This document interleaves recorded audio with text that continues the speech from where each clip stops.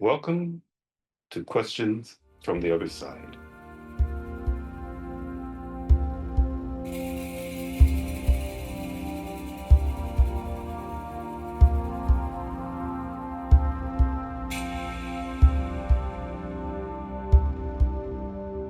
Okay.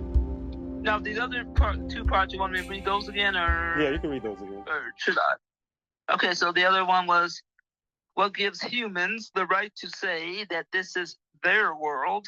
And then the other one said, if it is their world, then what do they need us for? Mm-hmm. Yeah, but I think Yeah, there's so one where it said that they need, in other words, for them to have their expression, which they believe in their expression, which is very limited, that they need humans to feed off of, in order for them to stay within their experience and their expression. Because without the essence that they get from humans, theirs start to taper out or to dwindle, because they're not connected to supreme consciousness universe, which supplies ample energy for all that is within it. There's never a deficit of energy in the real. Every consciousness has whatever they need to continue with their expression or experiences, or to contribute to everyone else's experience. So every time someone does something that's interesting, it gets spread along to others. It may not get to exactly everyone at the same time, but if that consciousness wants that information, they can get it whenever they want to. So the next question, wait a minute, you said the one I just read, or you want me to go to the... In other words, the next question, and that was in line. Oh, the new question? Yeah, the new question. Yeah, that's it. Yeah, the new question. Okay. Yes, the new question. Okay. So this one says, is there a such thing as evolving? And if so, how do you evolve in a fake or false world? Yeah, very good question. Yeah. When she's saying fake or false world, he's talking about the Matrix. Yeah. Yeah. I think so too. I think that's what they're talking about. Yeah, well, evolution, as far as like evolution, there are limitations to how someone who's been trapped in the Matrix for a goodly amount of time. And also, if most who are experiencing the Matrix have been basically fragmented. So just even being able to put the thoughts together in order to evolve is very difficult for them. But if you are not of the Matrix, well, they're talking about in the Matrix, but if you're not in the Matrix, evolution is part of existence. So out in the real, you're always evolving. You're always expanding. You're always learning something new, and there's no end to it. But as far as evolving, I evolve within the Matrix, but that's, and even with me evolving in the Matrix, the avatar, because it's made of dense material, is almost like traveling through, mud or something. I can evolve, but it's a slower process than if I was out in the real. Yeah. So there is such thing, that you can, but most will find it too difficult to evolve. And even those who consider themselves to be evolved, or those who consider themselves to be, spiritual beings and so on and so forth within the Matrix, they don't necessarily evolve. They basically rotate around preconceived concepts that are given to them by the Matrix, by density. So they may, be confused about thinking that they're evolving, but in reality, they're not. So that's why it's hard for them. But me, I get my information from the real. Therefore, I can evolve faster than those. And anyone who's teaching, is learning under me, they can evolve faster than other individuals, other humans on the planet. But even then, their evolution is a slow evolution, but it's still better than no evolution. I think that's pretty interesting. Yeah. Yeah. Yeah. Okay, so the next question says, what proof do you have of your having existed yesterday? as I have having existed yesterday. Yeah. What proof do you have of your having existed yesterday? Because I exist today. Oh, that's good. That's good one. I like that. So that's my answer. They wiped that one out. Okay. Okay. They probably thought that was A trick question. Yeah. Don't be let's see. funny. You'll end up getting punishment. Somebody gasped. Don't be a smart ass. Bad things happen to smart asses. I don't have much patience for that nonsense. Okay. So now here's now this one is weird. It's not really a question. I'm not sure what this is. Let's see. Okay, but this individual is discussing something that I guess I don't know if there's something they used to do or whatever. But I'll just read it. Okay, it says at the end of the day, can you trace your day all the way back to when you woke up in the morning? So this person, individual, whatever, they said that they're not able to do it. They tried it and they weren't able to do it. So does that mean that there's a glitch in their existence, or what does that mean? It means that they're low on essence. They're low on energy. In other words, their higher consciousness may be close to tapping out. Oh. In other words, which means that they're not that far from becoming black ooze. Yeah. Wow. Yeah, because it affects. In other words, what it is. I'm looking at it because there's the component that they use, and they call it the brain, but it's a component that is something that the density puts in the avatar. The mind, the mind does not need a brain to work. Yeah. So I could say the deterioration of his component that he's been relying on, because no one really knows that thought does not really generate from the brain.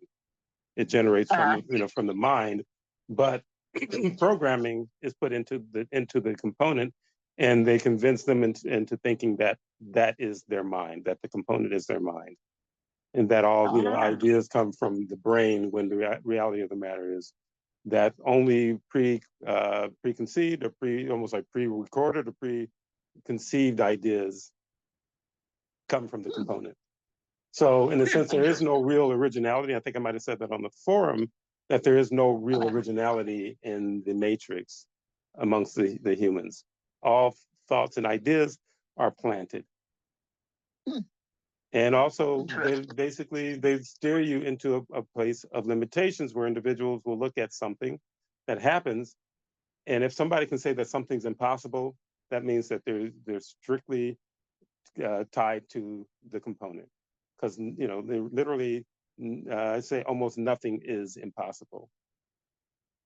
So let's say, well, okay, it's impossible for a human to be me, but if I am supreme consciousness, they are actually a part of me, because the higher consciousness comes from supreme consciousness, and the avatar does not exist, or cannot. Well, I should say does not exist, but cannot function without that bit of energy that comes from supreme consciousness. In other words, the higher consciousness.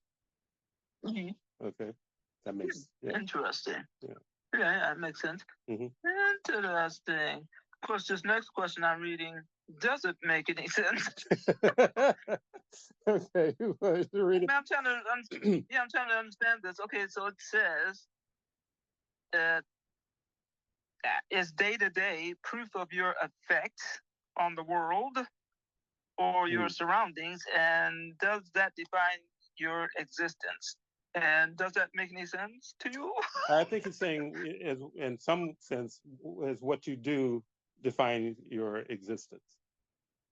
The fact that you're doing something in the matrix, does that, in other words, if you're doing something and you're affecting your surroundings by doing something, does that is that proof of your existence? Oh, that makes sense. Yeah. So yeah, again, it comes from another very damaged consciousness looking for the deal. Mhm. And he's not trying to be Uh-huh. snarky. I don't feel like he's trying to be Uh-huh. slick or anything. But Uh-huh. these are questions that they throw to people in the matrix Mhm. to basically to confuse them and think that you know the whole concept of existence and what is real and so on and so forth. You hear this a lot of the times, and there's usually talking heads who show up on some show, and they're like I say podcasts that I listen to, and I only pay attention to the ones or listen to the ones where they tell stories of somebody's Mhm. experience, and not the ones where someone's giving an idea of what they think a metaphysical experience is or where it Mhm. comes from, because they're all talking out of their butts. They don't know, Uh-huh. but they're part of the system, and that is their job to come on to Uh-huh. shows and then try to make this shithole into something deep. Uh-huh. It's literally it's a septic tank, and its only purpose was to feed the density. And I know I Mhm. disappointed a few people in the past. They said, "Well, what is the meaning of life? Is there any meaning to life?" I said, "There is no meaning." Well, what are we here for? I said, "You're here for just food." Well, that's kind of yeah, it's kind of depressing, isn't it? But that's what you're here for. Somebody even asked me, "So, what do we get out of the deal?" I said, "You don't get shit out of the deal. What do slaves get out of the deal? Being a slave? Yeah, yeah. What, more beatings? Okay. You know?" Okay. Okay, you can move on. Anyhow. Okay. No, I'm just thinking that's interesting though. Mhm. Okay, so this one says, does what you do in your dreams reflect, I guess, your existence? It said, does what you do in your dreams reflect your existence? No, because the dream is something that's a construct of density also. Ah, okay. So they will manipulate individuals through their dream. It's just another way of getting essence, also another way of just Uh-huh. confusing people. Yeah. So there are times that people will have premonitory dreams, but that has to do with something that density is doing to play them. In other words, that's part of their script, is to have these Mhm. dreams, and then I have premonitory dreams, and some people claim that they feel uncomfortable about it because a lot of times Uh-huh. there are individuals who have dreams about somebody dying, and then Uh-huh. they wake up and the person dies. Or Mhm. some guy who had dreams about 9/11, but it wasn't the Twin Towers, it was the Pentagon. So he was telling some people about his dream about an airplane, American Airlines plane, flying into a building. But he said, but there was like grass in front of Mhm. the building.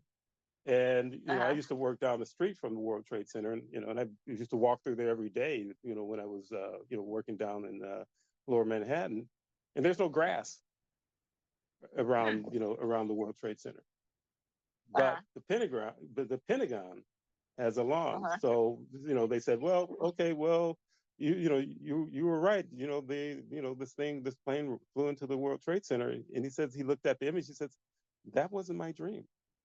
Which he was being honest. He Oh. could have just said, "You're a side dream." He said, "But that wasn't my Yeah, dream." yeah. But then when he saw the Huh. footage of the plane that flew into the Pentagon, he said Hmm. the angle from which That's it. which they filmed it, he said was the exact angle that he saw Oh it wow. from. You know, Huh. so they will That's put interesting. yeah. So they'll so literally they put these particular types of images. It's like something that's pre-recorded. That's why I would say that the Matrix is an extremely elaborate kind of hologram, Mhm. but it's Mhm. beyond the hologram. It's not the sci-fi hologram. They walk into a hologram room with the grids on the wall, and then all of a sudden they activate it, and then there's a town and and all that stuff. It's a lot more. It's a Uh-huh. lot more involved than that. Mhm. And Mhm. even the idea that they give um, these individuals who write these shows basically to influence those who watch it, they give them just these limited um, versions of what's really going on. They were never going to show what really goes on, because why show? It's like the prison warden showing prisoners how to get out of how to escape from the prison, Uh-huh. or how to cause more trouble for the prison. Mm-hmm. So literally, so dreams, I classify them sometimes. There's various types, but I classify the most of the dreams. I consider them to be junk dreams Mm-hmm. Mm-hmm. that don't make much sense. People used to play the numbers, way back when. You remember grandma, Mm-hmm. used to play the numbers, Uh-huh. and it had to do with dreams. So every now and then she Uh-huh. would ask me what I dreamed. Yeah, so you'd like to play the numbers? Yeah, so she can play the numbers. So every so Mm-hmm. often, they would hit, and win a few bucks or whatever on, Uh-huh. dream. But in other words, the density manipulates that kind of stuff too, Uh-huh. so that they will, allow them to, as they call it, hit a number to keep them Uh-huh. believing in that there's something valid to dreams, Uh-huh. when dreams are literally mostly just junk, or just another way to Mm-hmm. manipulate the avatar. Uh-huh. Yeah, Oh, that's interesting. yeah. But this is something that I've come more aware of, I'd say within the last 10 years or so. Or well, actually before Uh-huh. more than that, because we did a song where I talked about junk dreams. Yeah. Uh-huh. Yeah. Uh-huh. And I had an experience where they would call like a lucid dream, something supposedly feels very real, and where you'll have a dream sometimes and you'll just end up in the same place sometimes. Mm-hmm. Or they want to create stress. And I used to have these stress dreams, which had to do with school. Uh-huh. So I would end up in a school. All of a sudden, I'm there, and I have to, find the class that I'm going to. And I go to the class, and there's a test, and I haven't studied for it. Never studied Mm-hmm. for it, So I didn't, it's like, why am I here? I didn't even know there was a test, and I end up in some classroom. And when I finally put the kibosh on it was when I had one where I was in this class and there's some geometry or something like that. And, of course I wasn't prepared because I wasn't studying it, but I was, Uh-huh. they know I'm supposed to be there or whatever. And they said, okay, Mm-hmm. the test is, and this is gonna, and I looked at it and I just said to the teacher, I said, I'm not gonna do this. This is not interesting to me. I'm out of here. And, and they literally, another one showed up. It's like these two teachers, they kind of look like those classic, almost like professor type guys, but they're like in their mid to late 20s or something, like new Uh-huh. teachers. And they Mm-hmm. tried to convince me that, oh, well, if you can sit next to this student and he'll help you, figure out what's going on. I said, nah, I'm not interested. I said, I Okay. don't need your stinking test. But before, because of the program, oh, you have to take the test, and it creates stress.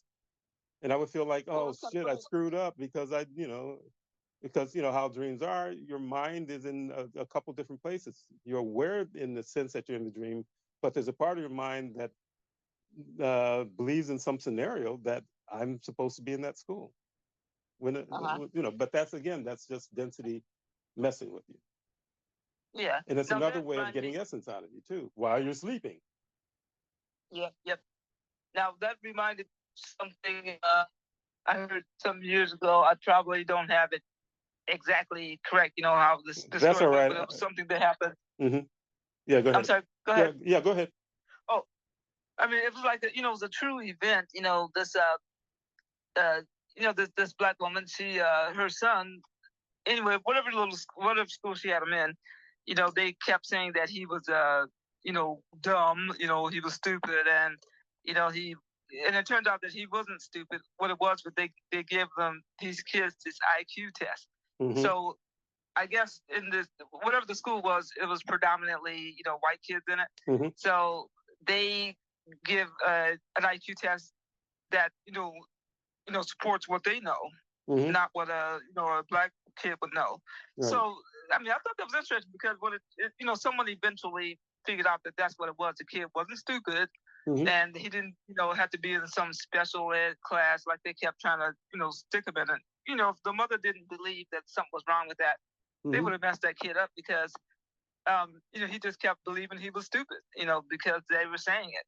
But the thing is, they said, well, for one thing, it's kind of hard to explain it. Other than that, I guess in the white neighborhoods or whatever, depends on what neighborhood they're in or whatever. They would know something that a little black kid in the ghetto wouldn't know. So how is he gonna answer certain questions? Yeah, well, the whole thing was basically to harm that kid anyway, because the reality of the matter that the cultures are very different. How white kids are acclimated, or white people in this are acclimated in a different way. There's a different way of speaking. There's different taste of in certain things. The whole concept of culture.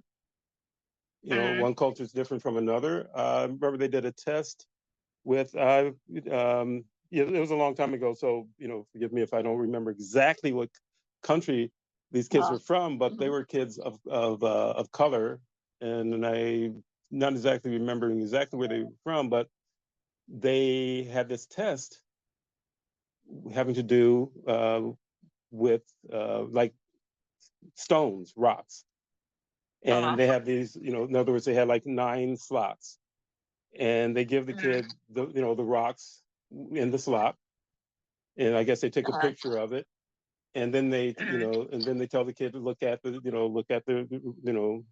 rocks or whatever, and some of them weren't that different from one another, but there's difference, but they may have some similar coloring or something like that, and then they would dump the rocks out on the table. And they did it to kids who were born in the States, and so-called civilization or whatever, and did the same thing. And they said, okay, now put the rocks back where they belong. The indigenous kids put them exactly where they belong. The so-called civilized kids couldn't. They can remember, if they got one right, they were doing something. But these kids, each time they got it exactly right.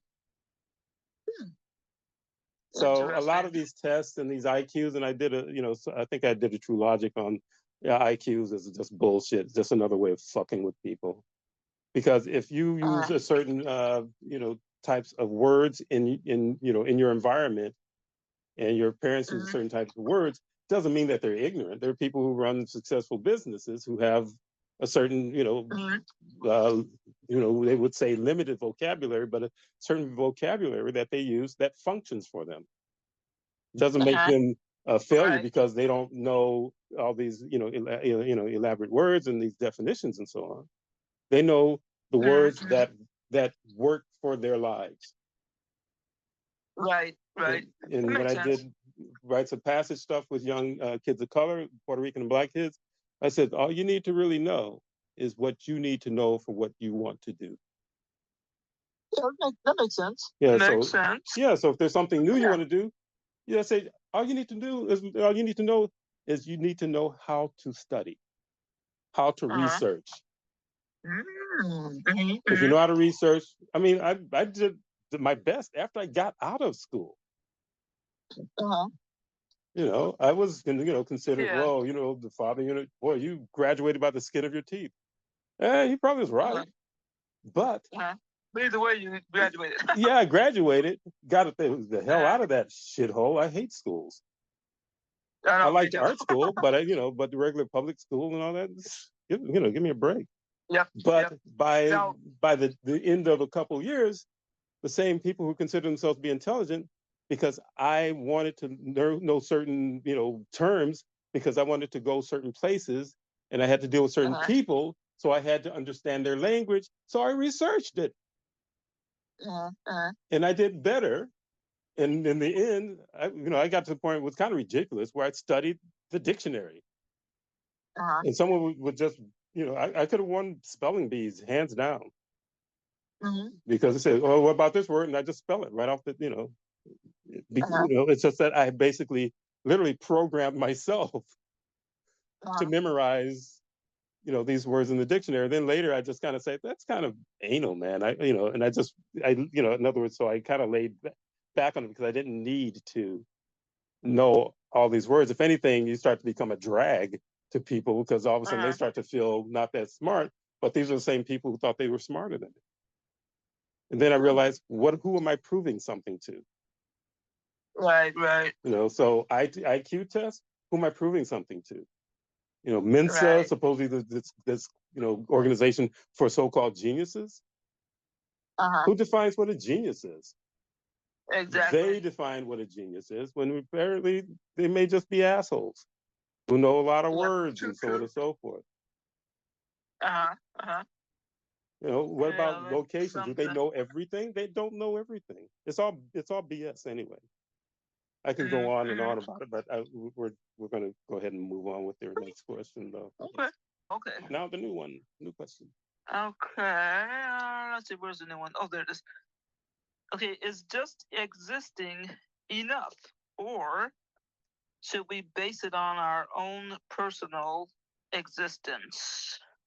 So it's someone trying to figure out something with that question. Is that's Mm, existing? Existing.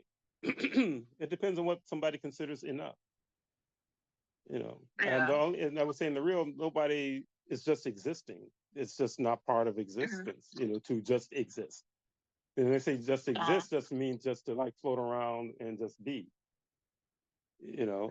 But that's not something Yeah. that's natural to a higher consciousness of light being. And that even Uh-huh. within people in that bit of their higher consciousness that they use to power the avatar, there's Uh-huh. generally, unless they're really tapped out pretty good and on their way to black ooze, and that's where most of the people are just so insensitive and they seem to be very dense in their mind and their thinking. They don't think very well at all. Those are Uh-huh. individuals who are close to like Univians pretty much about finished with them, finished using up their essence. But if you have more higher Mm-hmm. consciousness and you're always there's always something where you're seeking a little bit more or Uh-huh. a lot more. People who want to go home, there's something in their higher consciousness that makes them realize there's got to be some place other than this. Uh-huh. But those who've been tapped down so much, they say, well, this is all there is. And there are people who say, well, Uh-huh. this is all there is. Or when you're Uh-huh. dead, you're dead. Or is there other life in the universe or whatever? These are consciousness whose higher consciousness is basically on life support, Uh-huh. because logic would tell you that that's what's the use of that question anyway? Is there other life? Mm-hmm. For light being, obviously they know there's so-called life or whatever, but there's existence everywhere. Uh-huh. And it constantly expands. So they're connected to higher to supreme consciousness, who is Uh-huh. aware of all these things. So those are only questions that for those as they know, I guess, with their questions for someone who's locked and stuck in the matrix. Uh-huh. Uh-huh. Limited concepts of things. Okay. Mm-hmm. Now this one here sounds like something that I don't know, it's kinda like, well, I guess maybe somebody wants to know, but it sounds kind of simple, the question, but you want me to go ahead and read this anyway? Yeah, go ahead. Okay, it says, is it necessary to transform others to create evolvement for ourselves, or do we transform them to help them to evolve themselves? Well, the question is, what makes him think he's evolved enough to cause another one to be someone else to be evolved? That's a good question. And the reality of the matter, because of that question, he is obviously not evolved. Ah, huh. So it's another question from, I think his question is sincere. I kind of sense that, but he's coming from, it's the damage of being in the matrix. It's, very limited concepts of things. Those who think that I'm going to improve your life. Really? Can you really improve your life? And what do you consider to be life? What do you consider to be an improvement? Acting like you or your group? So I believe it's a sincere question, but it's just another question that has to do with the damage of being in the matrix. I hope that you find it interesting. Thank you.